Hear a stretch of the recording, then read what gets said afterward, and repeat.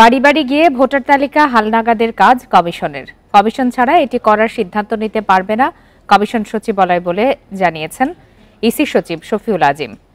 সোমবার নির্বাচন ভবনে ভার্চুয়ালি বরিশাল অঞ্চলের জাতীয় পরিচয়পত্র সংশোধন, নতুন ভোটার নিবন্ধন এবং ভোটার স্থানান্তর বিষয়ক সভায় একথা বলেন তিনি। কমিশন না থাকলেও ইসি সচিবালয়ের কোনো কাজ পড়ে নেই বলেও জানান তিনি। বলেন, কমিশন যেসব সিদ্ধান্ত নিত সেগুলো ছাড়া কোথাও কাজ করতে সমস্যা হচ্ছে না। এনআইডি সেবা জনবান্ধব ও দুর্নীতিমুক্ত করা হবে বলেও জানান সচিব।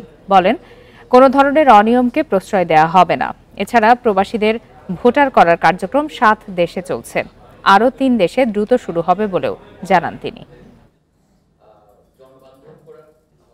তো গতবার যে হয়েছে এটা এখনো আছে। আমরা আমাদের প্রতিদিনের হালনাগাদ যেটা সেটা করছি, আর ওটা আইন অনুযায়ী যেটা সেটা হলো আপনার জানুয়ারিতে এটা আমাদের ওই আপনার কর্মসূচি অনুযায়ী ওই বাড়ি বাড়ি গিয়ে করার সিদ্ধান্তটা কমিশন নেবে।